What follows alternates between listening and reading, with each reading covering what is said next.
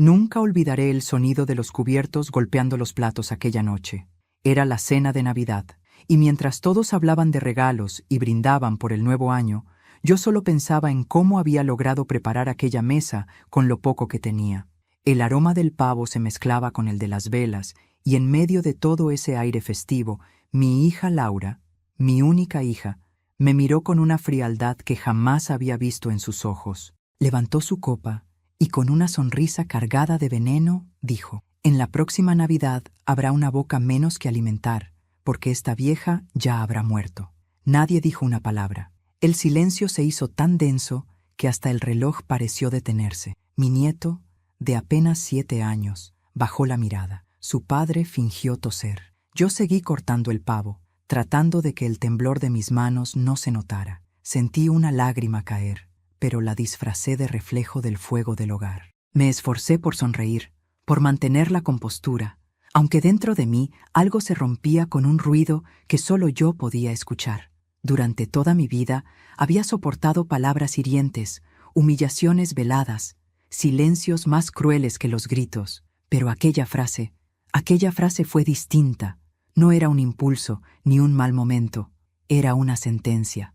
Laura había hablado desde el desprecio, desde un rincón oscuro de su alma que yo misma, sin saberlo, ayudé a construir. Mientras masticaba sin probar el sabor, mi mente viajó al pasado.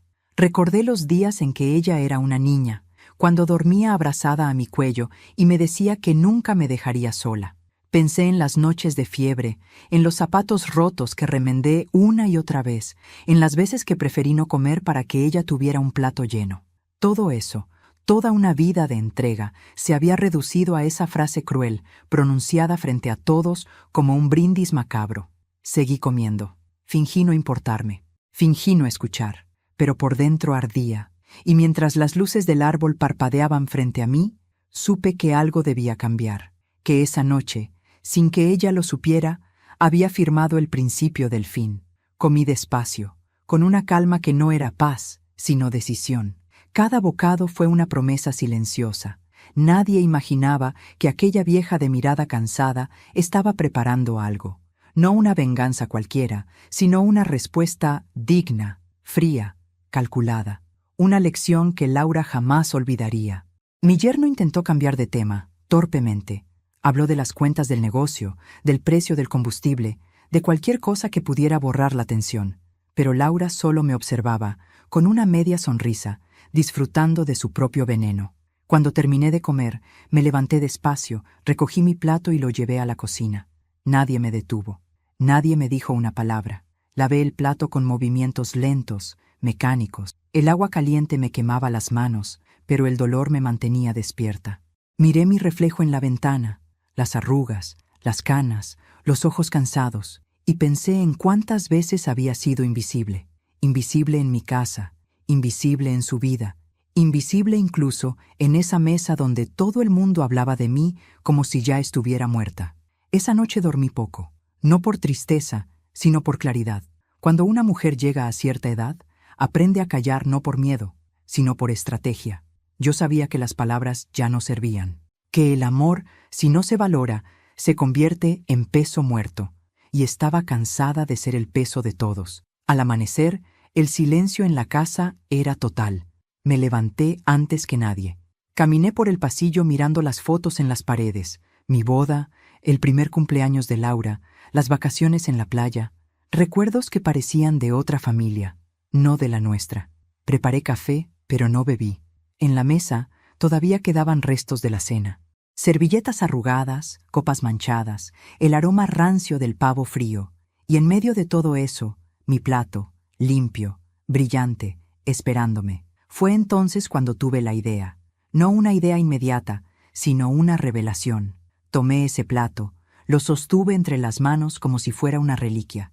Lo miré y comprendí que sería mi mensaje, mi símbolo.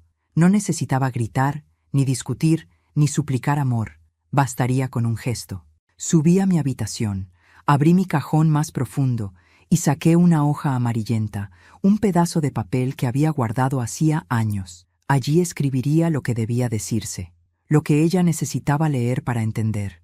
No sería una carta de despedida, ni de rencor, sino algo mucho más potente, un espejo. Pero antes de continuar, me gustaría saber si te suscribiste al canal y si te gustó el video.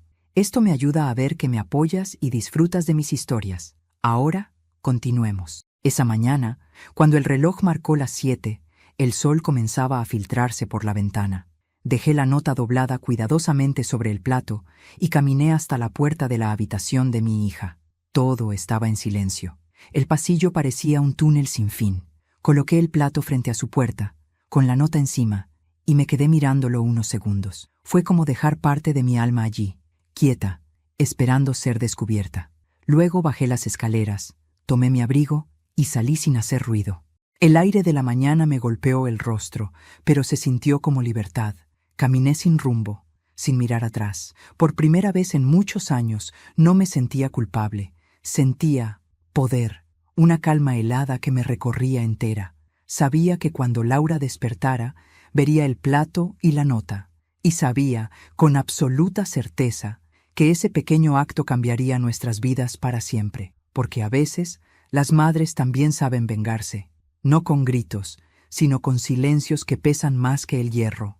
Caminé por las calles vacías, mientras las luces de Navidad todavía parpadeaban en los balcones ajenos. Escuché risas a lo lejos, el sonido de una radio, el ladrido de un perro. Todo seguía igual, pero dentro de mí ya nada era lo mismo. Esa noche, en aquella mesa, había muerto la madre que pedía amor, y acababa de nacer la mujer que iba a enseñarle a su hija lo que realmente significa el abandono. Seguí caminando, sin mirar atrás, con una sola idea fija. Ella recordaría esa Navidad por el resto de su vida. Mientras caminaba sin rumbo aquella mañana, los recuerdos comenzaron a caer sobre mí como una llovizna fina e imparable. Cada paso que daba parecía devolverme a un tiempo distinto, a los días en que todo lo que tenía era una niña de ojos grandes y un corazón lleno de sueños. Laura, mi pequeña Laura. Cuánto la amé, cuánto la protegí, cuánto creí que ese amor sería suficiente para que jamás me tratara como un estorbo. La gente suele decir que una madre debe olvidar el dolor de los partos, pero hay dolores que nunca se borran. El día que su padre murió, yo tenía 36 años. Laura apenas cumplía 6. Recuerdo su llanto, su confusión, su miedo. Me arrodillé frente a ella y le prometí que nada nos separaría, que yo sería su fuerza, su casa, su refugio, y así lo hice. Trabajé en lo que pude, limpiando casas, cosiendo, cuidando ancianos. Mis manos se llenaron de grietas, mis ojos de ojeras, pero ella siempre tuvo comida, escuela, zapatos nuevos cuando los suyos se rompían. Nunca me importó el cansancio, me bastaba verla sonreír. Me gustaba cuando llegaba del colegio con dibujos en la mano y me decía, «Mira, mamá, somos tú y yo». En esos momentos sentía que todo valía la pena. Pero los años pasan, y con ellos las heridas que uno no ve comienzan a crecer. Cuando Laura se hizo adolescente, algo cambió. Empezó a avergonzarse de mí, de mi ropa sencilla, de mis manos ásperas, de mi manera de hablar. Me llamaba antigua, ignorante. Yo reía, fingía que no dolía, pero cada palabra se clavaba como espinas. El mundo le ofrecía cosas que yo nunca pude darle. Amigas de familia rica, ropa de marca, fiestas donde mi presencia no encajaba, y poco a poco mi hija se fue alejando. Supe que la estaba perdiendo el día que me dijo que no fuera a su graduación. Dijo que no quería que los demás me vieran así. Esa frase, tan inocente y cruel a la vez, fue como una puñalada. Me quedé en casa, viendo el atardecer por la ventana, con el vestido nuevo que había cosido para esa ocasión. Lloré toda la noche, pero al amanecer me obligué a sonreír. Años después, cuando conoció a su esposo, pensé que por fin tendría una nueva familia, una estabilidad que yo nunca pude darle. Pero ese hombre le llenó la cabeza de ideas torcidas. Le hizo creer que yo era una carga, que debía cortar el cordón umbilical de una vez por todas. Lo escuché decirlo una noche, creyendo que dormía. Tu madre se aferra a ti porque no tiene nada más. Si no te alejas, vas a terminar igual de sola y vieja que ella. Aquellas palabras me siguieron durante años como un eco que nunca se apaga. Yo traté de no entrometerme. Cuando nació mi nieto, creí que las cosas cambiarían. Pensé que ese pequeño me uniría de nuevo a ella, que el amor de una abuela sería un puente entre nosotras. Pero no, Laura me visitaba poco, y cuando lo hacía, todo era tensión. Cualquier comentario mío era motivo de disgusto. Si le decía que el niño estaba flaco, se ofendía. Si le llevaba comida, la rechazaba diciendo que ya no comían esas cosas. Cada encuentro era una batalla silenciosa, una coreografía de reproches que solo una madre y una hija saben ejecutar sin palabras. Y, sin embargo, yo seguía ahí, preparando su postre favorito cuando venía, guardando las cartas del banco que le llegaban a mi casa, pagándole las facturas atrasadas sin decirle nada. Lo hacía por amor, o eso me repetía, pero en el fondo sabía que también lo hacía por miedo, miedo a perderla del todo, miedo a convertirme en un fantasma que nadie recuerda. A veces me pregunto cuándo exactamente se quebró nuestro lazo, si fue aquel día que le grité que se estaba pareciendo a su padre, un hombre orgulloso, distante, incapaz de pedir perdón, o si fue cuando no fui invitada a su boda. Me enteré por un vecino. Imagina el dolor, saber que tu única hija se casa y ni siquiera recibe tu bendición. Me pasé la noche bordando un pañuelo con su nombre, como si eso fuera a aliviar algo. Lo guardé en un cajón y aún está allí. Nunca se lo di. Por eso, cuando en aquella cena de Navidad me dijo que la próxima vez ya no estaría viva, no fue solo una ofensa. Fue el cierre perfecto de una historia que llevaba años desmoronándose. Era como si todas las veces que me humilló, todas las lágrimas que derramé en silencio, se concentraran en esa frase brutal. Pero algo cambió esa noche. No lloré, no me derrumbé, no pedí explicaciones. Solo sentí una calma distinta, como si mi corazón entendiera que había llegado la hora de soltar. Al salir de casa aquella mañana, llevaba solo una bolsa con algunas cosas: mi abrigo, el pañuelo de su boda, una fotografía de las dos en la playa y una libreta. Esa libreta era mi confesionario, mi refugio. En sus páginas había escrito durante años todo lo que no pude decirle, las cartas que nunca envié, las disculpas que nunca recibí, los recuerdos que me mantenían viva. Mientras caminaba por la calle vacía, pensé en volver a mis raíces, al pueblo donde nací, a la casa vieja de mis padres, donde aún quedaba el olor del campo y los fantasmas de mi infancia. Tal vez allí podría pensar con claridad. Tal vez allí podría decidir si mi nota sería un adiós o el comienzo de algo más, porque, aunque nadie lo sabía, aquella nota que dejé frente a su puerta no era un simple papel, no era una despedida, era una llave que abriría las puertas de su conciencia, aunque tuviera que hacerlo a golpes. Respiré profundo, sintiendo el aire frío quemar mis pulmones, y supe que el pasado no se puede borrar, pero sí se puede reescribir. Y yo estaba a punto de hacerlo. A veces un simple papel puede pesar más que una piedra.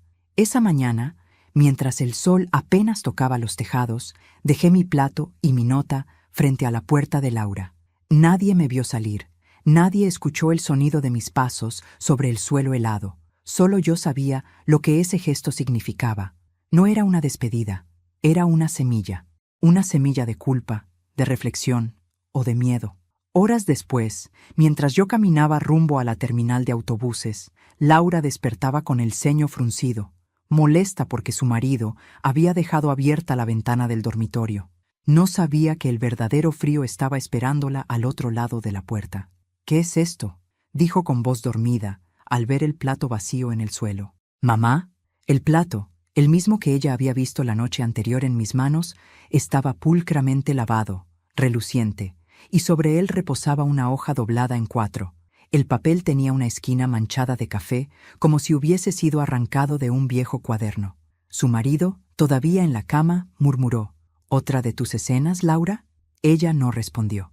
Tenía los ojos fijos en esa nota, en ese trozo de pasado que no esperaba encontrar allí. Algo en su interior le decía que no debía leerla, pero lo hizo. Las primeras líneas estaban escritas con mi letra temblorosa. No todas las muertes ocurren cuando el corazón se detiene. Algunas suceden en silencio, mientras alguien que amamos nos mira con desprecio.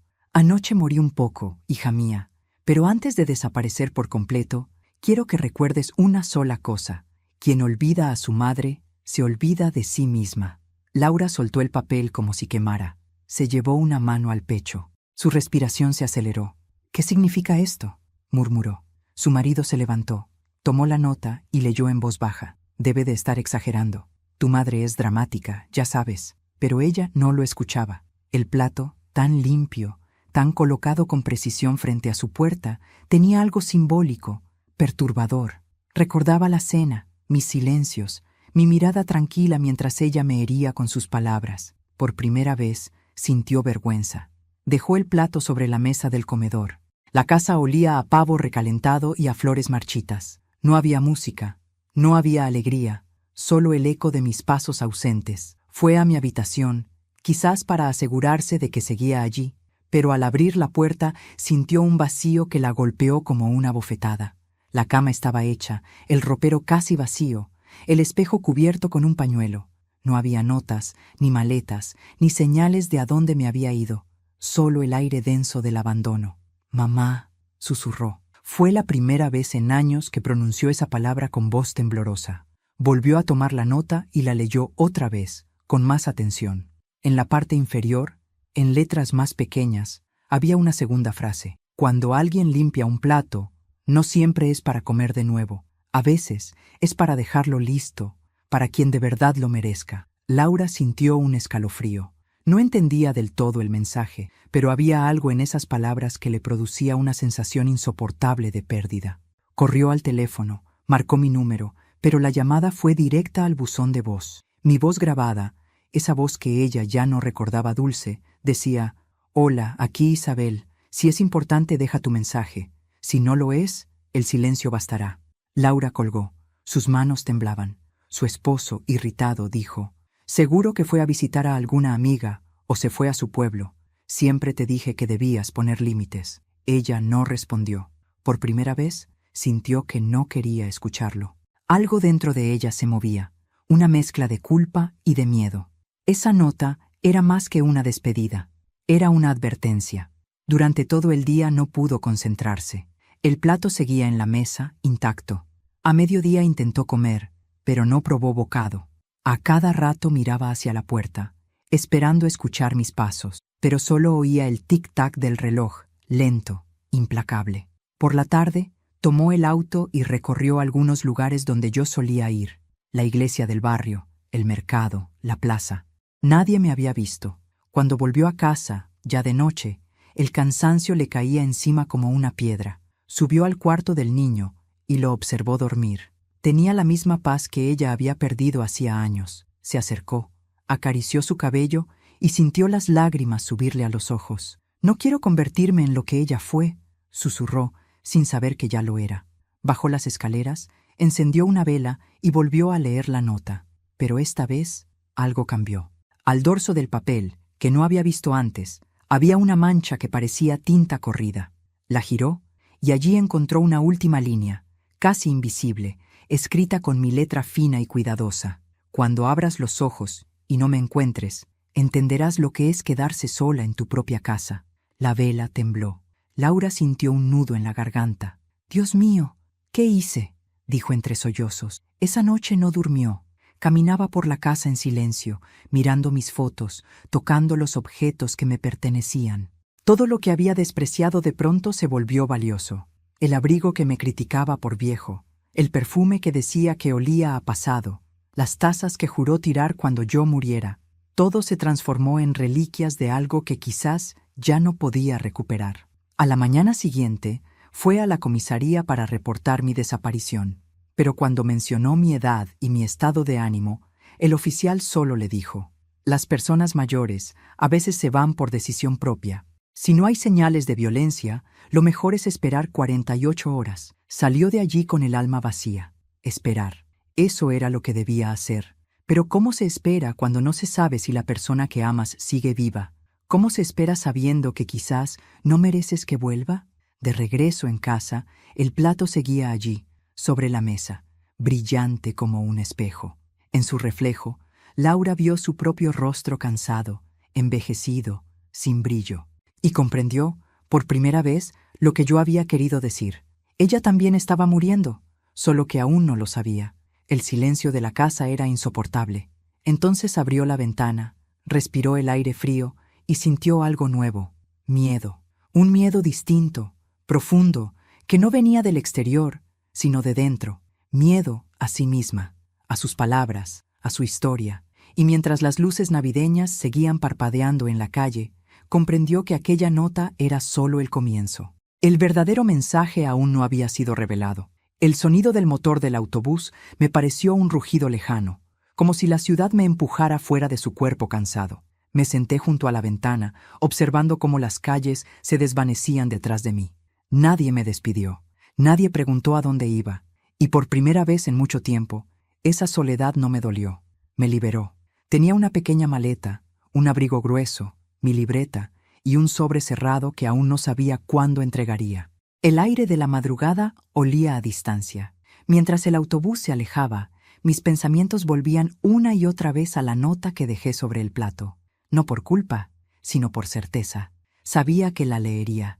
Sabía que esas palabras no se irían fácilmente de su mente. Y aunque no era mi intención lastimarla, también sabía que el dolor era, a veces, la única forma de enseñar. El viaje fue largo, casi 5 horas hasta mi pueblo natal. Todo era como lo recordaba. Las calles empedradas, las casas de techos rojos, el olor del pan recién hecho que salía de la vieja panadería de los Ramírez. Pero todo me parecía más pequeño, más silencioso, tal vez porque yo ya no era la misma.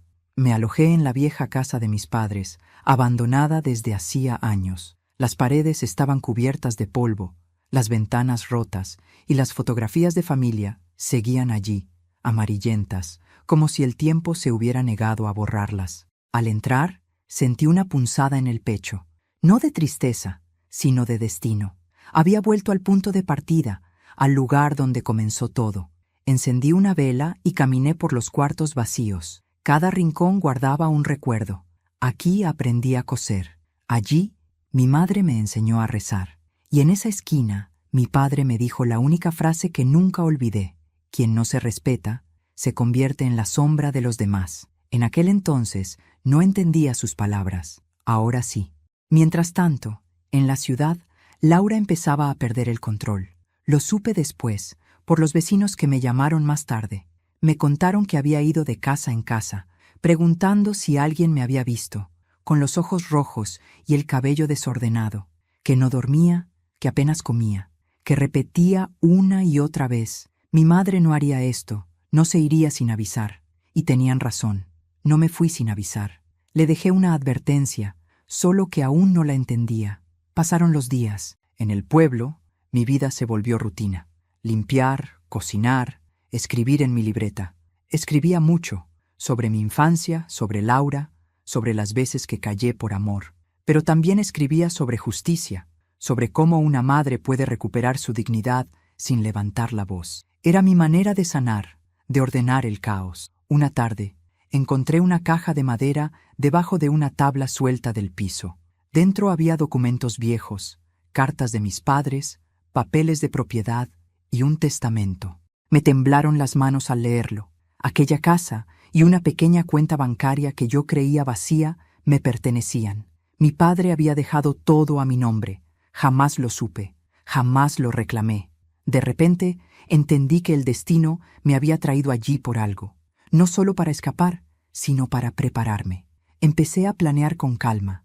Cada noche escribía una nueva carta. Algunas eran para Laura, otras para mi nieto. En ellas no había insultos ni reproches, sino verdades, confesiones que nunca me atreví a decirle cara a cara. Y una de esas cartas era especial, la que cambiaría todo. Mientras tanto, en la ciudad, Laura comenzaba a sentirse observada. Me lo contaron después, en voz baja, como quien teme que algo sobrenatural haya ocurrido. Decía escuchar mis pasos por la noche, mi voz llamándola desde el pasillo.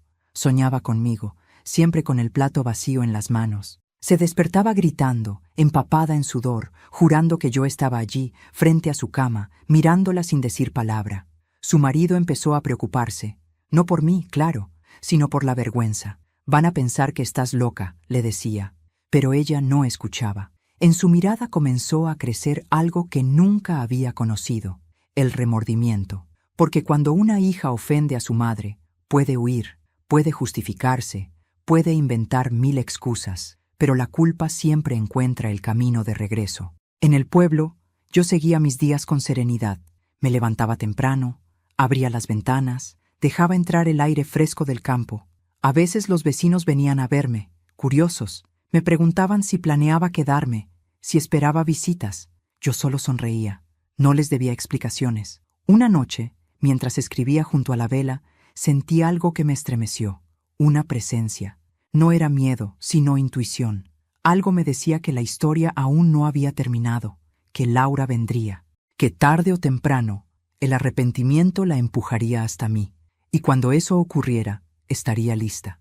Dejé el cuaderno sobre la mesa y miré por la ventana. El cielo estaba cubierto de estrellas. Pensé en mi nieto, en su sonrisa inocente, en cómo se parecía a mí cuando tenía su edad. Tal vez aún había esperanza.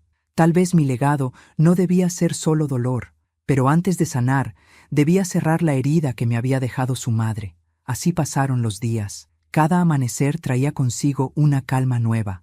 Hasta que, una mañana, un coche se detuvo frente a mi casa. Reconocí la silueta antes de verla por completo. Laura, mi hija, había llegado. No bajé enseguida. La observé desde la ventana. Llevaba el rostro demacrado, las manos temblorosas, los ojos enrojecidos. Traía algo en las manos, mi viejo pañuelo bordado, aquel que nunca me permitió entregarle el día de su boda. Sus pasos eran lentos, como si cargara una cruz invisible. Golpeó la puerta 3 veces y esperó. Yo respiré hondo. Sabía que ese momento llegaría, y con él, el principio del final. No era el reencuentro de una madre con su hija. Era el juicio de una mujer que había aprendido, por fin, a no pedir perdón por existir. La puerta chirrió cuando Laura la empujó, y el olor a humedad y madera vieja la envolvió de inmediato. Entró con cautela, mirando a su alrededor como quien pisa un territorio sagrado. El sol de la tarde se filtraba por las rendijas de las ventanas, iluminando partículas de polvo que flotaban como recuerdos suspendidos. «Mamá», susurró, pero nadie respondió. Avanzó despacio, temiendo que cada paso levantara fantasmas. Las paredes estaban cubiertas de fotografías antiguas, algunas torcidas, otras enmarcadas con cariño. Allí estaba mi rostro joven, con un vestido azul, sosteniendo a una Laura de apenas 4 años. Sonreíamos. Era una sonrisa real, antes de que el tiempo la borrara todo. Laura tocó el cristal con la yema de los dedos, y una lágrima le cayó sobre la imagen. En ese mismo instante, yo la observaba desde la ventana del piso superior. No la había esperado tan pronto. Imaginé que tardaría días en reunir el valor para buscarme, pero ahí estaba, cansada, rota, con la arrogancia transformada en remordimiento. No bajé. Quería verla recorrer la casa, sentir su peso, enfrentarse a los recuerdos que tanto había despreciado. Laura siguió caminando por el pasillo. Cada habitación parecía congelada en el tiempo. La cocina con sus platos antiguos, la mecedora junto a la ventana, el mantel bordado que yo guardaba solo para las visitas. Todo le resultaba familiar y, a la vez, extraño. Cuando llegó al dormitorio principal, se detuvo. Sobre la cama, un cuaderno de tapas gastadas la esperaba, abierto por la mitad. Lo tomó con manos temblorosas. La primera página comenzaba con mi letra firme y pausada. Si estás leyendo esto, Laura, es porque finalmente te atreviste a mirar atrás. No sé si lo haces por amor, por culpa o por simple curiosidad, pero poco importa. Todo lo que vas a leer aquí es lo que nunca me escuchaste decir. Laura tragó saliva. Las páginas siguientes estaban llenas de mis palabras, mis pensamientos más íntimos, escritos durante años. Pasó las hojas despacio, leyendo fragmentos sueltos, como si cada frase la golpeara directamente en el pecho.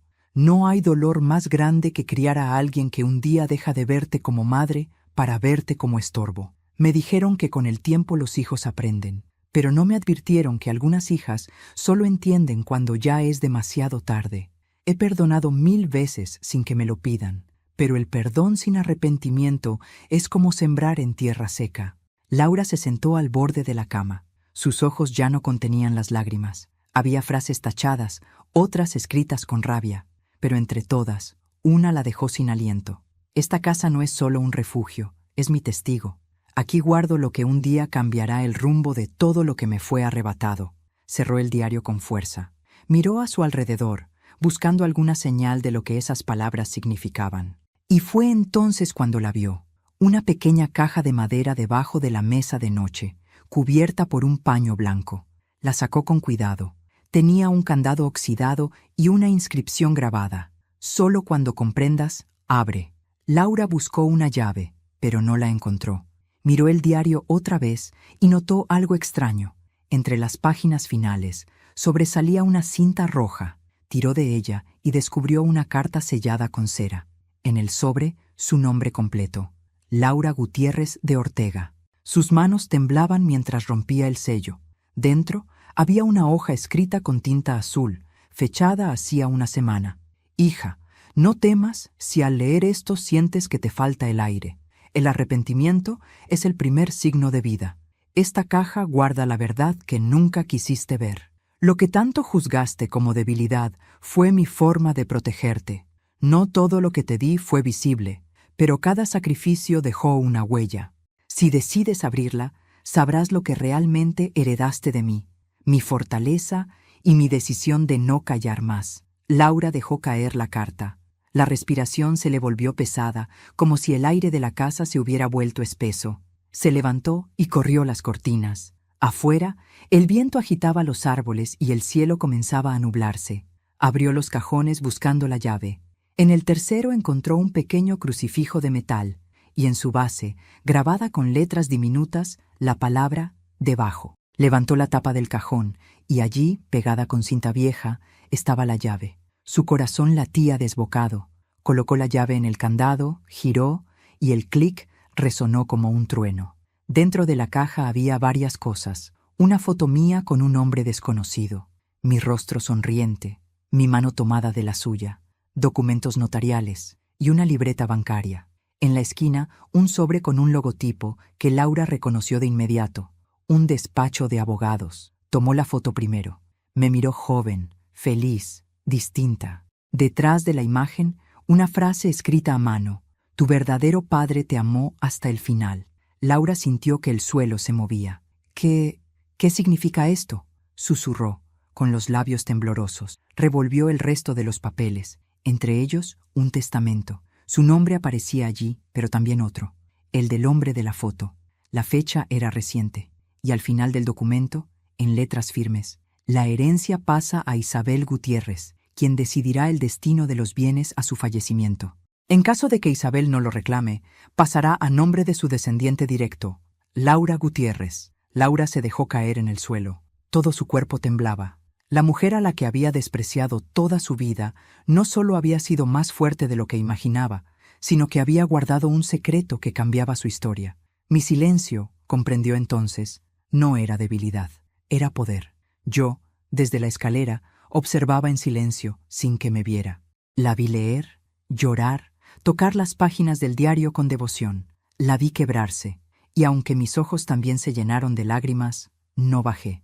No todavía. Quería que entendiera, por sí misma, quién era su madre. Laura abrazó el diario contra su pecho. Por primera vez en muchos años, dijo mi nombre con ternura. Mamá, si estás aquí, perdóname. El viento se coló por la ventana abierta, moviendo las cortinas como si alguien acariciara su rostro. Y ella juró que escuchó mi voz, suave, desde alguna parte del cuarto. Aún no es tarde, hija, pero las verdades, cuando llegan, ya no esperan. El viento soplaba con fuerza aquella mañana. Laura no había dormido. Llevaba horas sentada en el suelo, rodeada de papeles, fotos y cartas abiertas. La vela que había encendido en la madrugada se había consumido hasta el final, dejando un reguero de cera seca sobre la mesa. Sus ojos estaban hinchados, el cabello desordenado, la respiración entrecortada. Todo lo que creía saber sobre su vida se había derrumbado en una noche. El sonido del motor de un coche la hizo sobresaltarse. Miró por la ventana. Un sedán negro se detuvo frente a la casa. Un hombre de traje bajó, sosteniendo un portafolio de cuero. Llevaba sombrero y lentes oscuros, a pesar de la mañana nublada. Caminó con paso firme hacia la puerta y golpeó 3 veces. Laura dudó en abrir, pero algo en su interior, una mezcla de temor y necesidad de respuestas, la obligó a hacerlo. «¿Señora Laura Gutiérrez de Ortega?», preguntó el hombre, con voz pausada. «Sí, soy yo. ¿Quién es usted?». «Mi nombre es Alejandro Muñoz, abogado. Vengo de parte de su madre, la señora Isabel Gutiérrez». Laura palideció. «¿Mi madre?», susurró. «¿Dónde está? ¿Está viva?». El hombre la observó un instante, como midiendo sus emociones, y luego asintió. Está bien, pero me pidió que le entregara esto personalmente. Abrió su portafolio y sacó un sobre grande, cerrado con un sello azul. Su madre fue muy clara con las instrucciones. Dijo que no debía abrirlo nadie más que usted. Laura tomó el sobre con manos temblorosas. El abogado se acomodó las gafas y añadió: también me pidió que, si usted deseaba respuestas, yo debía quedarme mientras lo leía. Ella rompió el sello y desplegó los papeles. El primer documento era un testamento, con fecha reciente. El encabezado decía: última voluntad y disposición de Isabel Gutiérrez. Sus ojos recorrieron las líneas con rapidez. A cada frase, su respiración se hacía más pesada. Yo, Isabel Gutiérrez, en pleno uso de mis facultades mentales, declaro que mis bienes materiales, incluyendo la propiedad ubicada en el pueblo de San Jerónimo, las cuentas bancarias heredadas de mis padres y los ahorros acumulados durante mi vida, serán destinados a un fondo educativo a nombre de mi nieto, Mateo Ortega Gutiérrez. En ningún caso, dichos bienes pasarán a nombre de mi hija, Laura Gutiérrez, hasta que ella haya demostrado, ante el mismo abogado que entrega esta carta, haber dedicado al menos un año completo al cuidado y acompañamiento de su propio hijo y al voluntariado con ancianos en condición de abandono. Laura dejó caer el papel. No puede ser, dijo en voz baja. ¿Me está castigando? El abogado permaneció en silencio.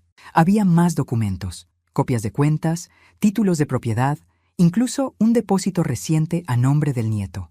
Todo estaba legalizado. Y al final, una carta manuscrita, doblada en 4, con mi letra clara. Laura la abrió, con el corazón golpeando el pecho. Hija mía, si esta carta llega a tus manos, significa que ya sabes quién fue tu verdadero padre. No te lo conté antes porque quería que lo descubrieras cuando estuvieras lista para comprender que el amor no se mide por la sangre, sino por los actos. Sé que me juzgaste, sé que me heriste, pero también sé que dentro de ti aún queda la niña que corría a abrazarme cuando se asustaba. Esa niña no murió, Laura, solo se escondió detrás del orgullo. Todo lo que poseo, incluso aquello que jamás reclamé, lo dejo a mi nieto. No como castigo para ti, sino como advertencia. La vida no se hereda, se construye. Si de verdad deseas recuperar lo que crees que te pertenece, empieza por devolver lo que quitaste: el respeto, la ternura, la gratitud. Cuando seas capaz de amar sin esperar nada, esa será tu verdadera herencia. Y cuando veas un plato vacío, recuerda que no siempre es símbolo de hambre. A veces es recordatorio de todo lo que se da sin recibir nada a cambio. Laura apretó la carta contra su pecho y rompió a llorar. No un llanto débil, sino un sollozo profundo, de esos que vienen del alma. El abogado la observó en silencio hasta que ella levantó la mirada. ¿Dónde está ella?, preguntó entre lágrimas. Por favor, necesito verla. Alejandro respiró hondo antes de responder. Está aquí, en el pueblo, pero me pidió que no la buscara hasta que terminara de leer esta carta y que le entregara esto. Sacó un pequeño paquete envuelto en papel marrón. Laura lo abrió. Dentro había un plato. Mi plato. El mismo de la cena de Navidad. El mismo en el que le dejé la nota. En el fondo del plato, grabadas con un punzón, unas palabras torcidas y firmes. El amor que se desprecia un día se sirve frío. Laura lo sostuvo entre las manos, llorando sin control. Dios mío, balbuceó. No sé cómo pedirle perdón. El abogado cerró su portafolio. A veces, señora, el perdón no se pide, se demuestra. Dicho eso, se marchó sin mirar atrás. Laura quedó sola, con el plato entre las manos, la carta sobre la mesa y el sonido del viento colándose por las rendijas. Se sentía pequeña, vulnerable, y por primera vez, verdaderamente hija. Salió al patio, miró hacia las colinas y gritó mi nombre. Su voz se perdió entre los árboles, y yo, desde lejos, la escuché. Estaba parada junto al viejo camino de tierra que lleva al molino, observándola con el alma dividida entre el dolor y la ternura. Ahora sí, pensé, ahora empieza a entender, porque mi venganza nunca fue quitarle nada, fue obligarla a ver. El amanecer llegó envuelto en una neblina suave que cubría los cerros del pueblo. El aire olía a tierra húmeda y a leña quemada. Yo había pasado la noche en vela, con una vela encendida y mi cuaderno sobre la mesa, sin escribir una sola palabra. Algo en mi interior me decía que ese día no sería como los demás, que la historia que había intentado enterrar por fin venía hacia mí, caminando con pasos temblorosos y arrepentidos. Cuando escuché el motor de un coche detenerse frente a la casa, supe que era ella. El corazón me dio un vuelco, pero no por miedo, por destino. Me asomé por la ventana y allí estaba Laura, bajando del auto con los ojos rojos, el rostro cansado y un trozo de papel arrugado en la mano. Caminaba despacio, con esa inseguridad que solo tiene quien carga la culpa a cuestas. Llevaba el mismo abrigo que usaba de adolescente, aquel que yo le había cosido cuando teníamos poco dinero. Lo había guardado durante años y verla con él me estremeció. Era como si, de algún modo, el pasado regresara para pedir una última oportunidad. Golpeó la puerta 3 veces, con timidez, como si temiera despertar a los recuerdos que dormían en esas paredes. «Mamá», su voz apenas fue un susurro. «¿Estás ahí?» Tardé unos segundos en responder, no porque dudara en abrirle, sino porque necesitaba asegurarme de no hacerlo desde la herida, sino desde la verdad. Me levanté, respiré hondo y abrí la puerta. El primer segundo fue silencio puro. Nos quedamos mirándonos, las dos inmóviles, midiendo la distancia que nos había separado por años. Ella temblaba, yo no. «Pensé que estabas muerta», dijo, al fin, con un hilo de voz. «Morí», respondí, «pero no en el cuerpo. Morí la noche en que dejaste de verme como tu madre». Sus ojos se llenaron de lágrimas, y sin decir nada, se abalanzó sobre mí y me abrazó. Su cuerpo se quebró contra el mío, y sentí su llanto caliente en mi cuello. Por un momento quise apartarla, pero no pude. Después de tanto tiempo, ese abrazo era el eco de algo que ambas habíamos perdido, la inocencia de amar sin condiciones. «Perdóname», murmuró. No sabía lo que decía, no sabía lo que hacía. «Sí sabías», respondí con calma, acariciándole el cabello. «Solo no querías escuchar. El orgullo ensordece». Nos quedamos así un largo rato, sin hablar. Afuera el viento hacía bailar las hojas, y dentro solo se oía su respiración entrecortada. Cuando se apartó, noté que tenía las manos manchadas de polvo, como si hubiera estado escarbando en el pasado. «Leí tu diario», dijo al fin, bajando la mirada. «Y la carta. Supe lo del testamento y lo del abogado». «Entonces ya sabes que nada de esto fue casual», respondí. Cada palabra, cada gesto, cada silencio tuvo un propósito. Laura asintió lentamente. «Sí, lo entendí. Pero lo que más me duele no es lo que me dejaste de decir, sino todo lo que te obligué a callar». Hizo una pausa. «Descubrí cosas que nunca imaginé. Tu fuerza, tus sacrificios, tus miedos, y me avergüenzo de haber sido tan ciega. A veces las hijas necesitan perderlo todo para ver lo que tenían», dije con suavidad. «No te culpes más de lo necesario. Solo asegúrate de no repetir la historia». Laura respiró hondo y me miró fijamente. «¿Por qué lo hiciste así, mamá? ¿Por qué desaparecer, dejarme esa nota, hacer que el abogado viniera? Pude haber pensado lo peor». Sonreí con tristeza. «Porque si te hablaba, no me escucharías. Si te gritaba, te defenderías. Pero si te hacía silencio, el eco te perseguiría hasta obligarte a pensar». Y así fue. Ella se quedó callada, comprendiendo. Luego sacó algo del bolso. El plato, mi plato. Lo sostenía entre las manos, con un respeto que nunca antes había tenido por nada. «Lo traje contigo», dijo. «No podía dejarlo. No sé por qué, pero siento que este plato me habla». Lo miré. El borde aún tenía una leve marca, una pequeña grieta que se formó hace años. «Ese plato representa lo que el amor aguanta sin romperse», le dije. «No todo lo que se quiebra deja de servir. A veces las grietas son la prueba de que resistimos». Laura acarició el borde con los dedos y asintió. «He pensado mucho en lo que dijiste en tu carta, que debía aprender a cuidar para merecer lo que creía mío. Ya hablé con el abogado. Empezaré el voluntariado en el hogar de ancianos del pueblo». «¿De verdad lo harás?», pregunté, con genuina sorpresa. «Sí». Sus ojos se humedecieron. «Quiero hacerlo, no por la herencia, sino por ti, por lo que te negué». Me quedé mirándola largo rato. En su rostro había algo distinto, humildad, esa clase de luz que solo nace del arrepentimiento verdadero. «Entonces», dije, «quizá todavía haya esperanza». Nos sentamos en la mecedora del porche. El sol comenzaba a asomar entre las nubes, tiñendo el cielo de tonos dorados. El viento traía olor a tierra y pan. Laura apoyó la cabeza en mi hombro, como cuando era niña. ¿Sabes?, dije al fin. Durante años creí que mi misión era enseñarte a ser fuerte, pero me equivoqué. Mi misión era enseñarte a no olvidar. ¿Olvidar qué?, preguntó. Que la vida, hija, se paga con amor o con soledad. Tú elegiste la soledad por un tiempo, pero aún puedes pagar con amor. Ella asintió, llorando en silencio. Nos quedamos así, observando cómo el sol se abría paso entre las nubes, en un silencio que ya no dolía. Era un silencio lleno de redención, de paz. Por primera vez en muchos años, sentí que podía respirar sin miedo a perderla. Mamá, susurró Laura cerrando los ojos, si pudiera volver atrás, haría todo distinto. No hace falta volver atrás, le dije. Solo hay que empezar de nuevo. Y mientras el día nacía sobre nosotras, comprendí que mi venganza había cumplido su propósito. No fue castigo, fue espejo. No la hice sufrir, la hice ver.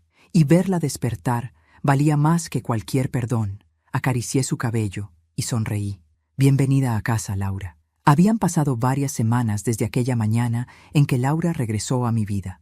El pueblo nos había visto caminar juntas por las calles polvorientas, como dos sombras que el tiempo se negaba a borrar. Al principio, la gente murmuraba, curiosa. ¿Será verdad que volvió la hija?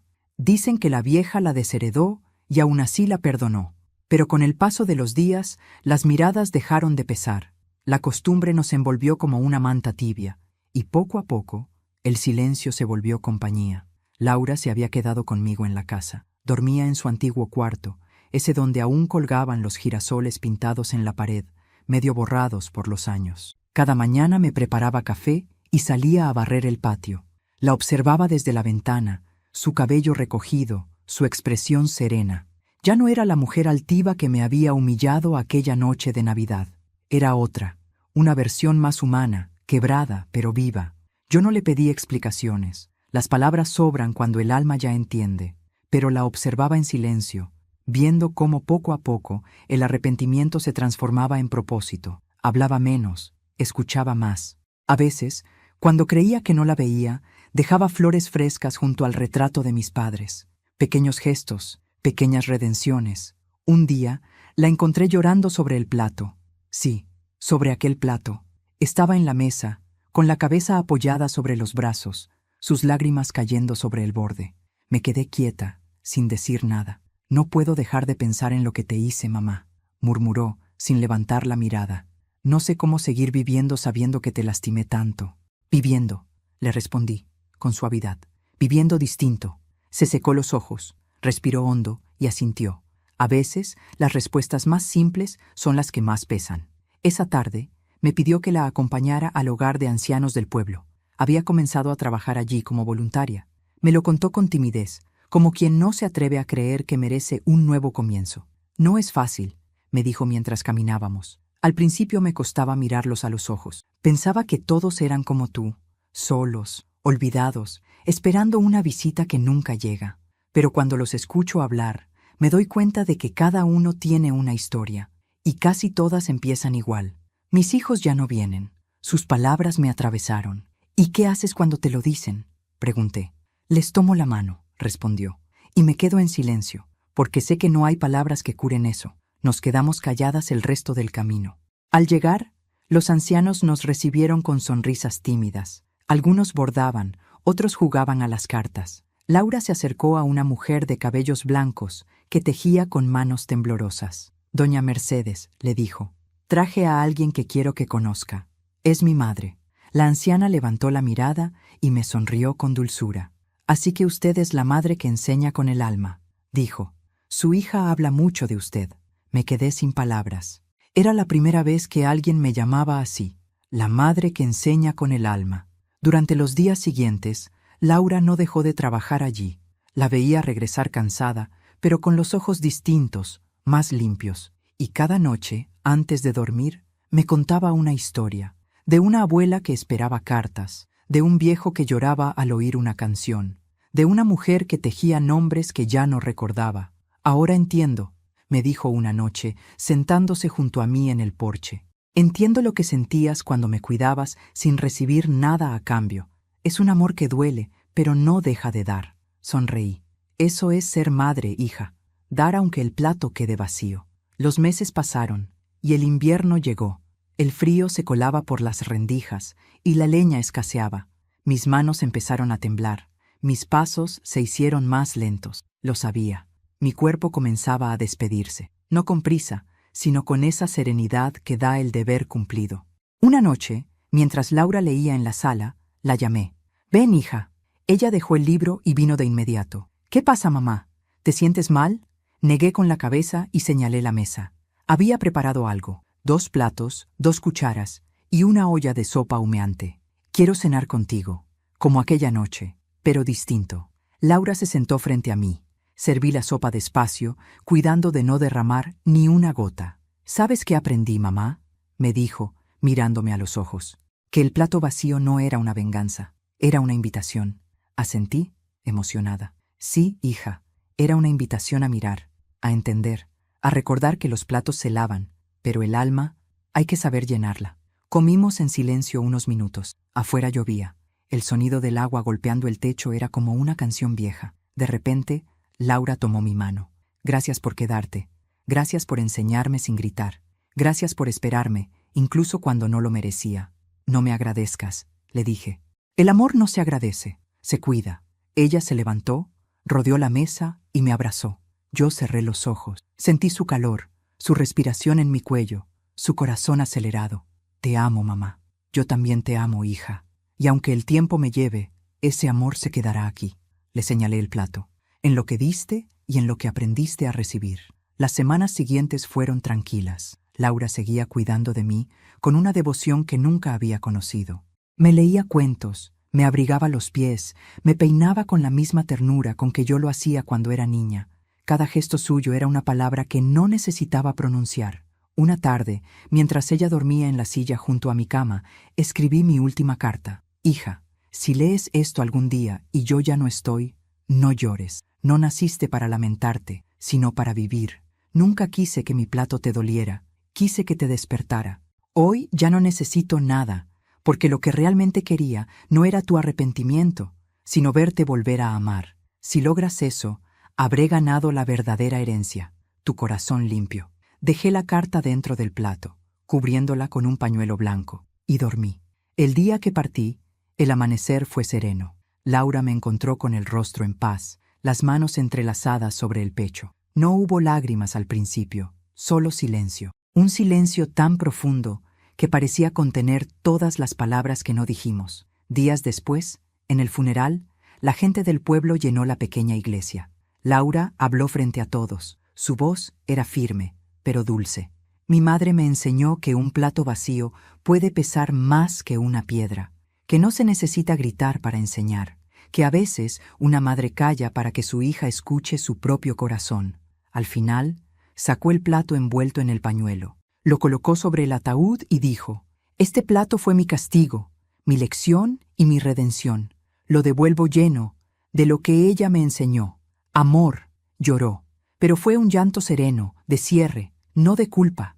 Pasaron los años. Laura continuó trabajando en el hogar de ancianos. Cada Navidad organizaba una cena para todos, y en el centro de la mesa siempre colocaba un plato vacío. Cuando alguien le preguntaba por qué, ella respondía con una sonrisa: «Porque ese plato representa a los que dieron todo y se fueron en silencio, y también a los que aún tenemos algo que aprender». El viento seguía soplando en San Jerónimo, las campanas seguían sonando, y la historia de Isabel Gutiérrez se convirtió en una especie de leyenda local.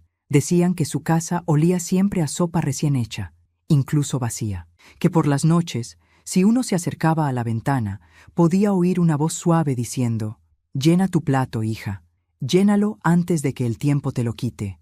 Y así, generación tras generación, aquel plato siguió sirviendo su lección, porque hay amores que no mueren, simplemente se transforman en memoria, y hay madres que, incluso desde el silencio, siguen enseñando a vivir. A veces, las heridas más profundas no se curan con el tiempo, sino con el perdón. Isabel y Laura nos enseñan que nunca es tarde para volver a amar, incluso después del silencio. Cuéntanos en los comentarios desde qué ciudad nos estás viendo. Dale like si esta historia te tocó el corazón y suscríbete al canal para seguir acompañándonos en más relatos llenos de emoción, reflexión y vida.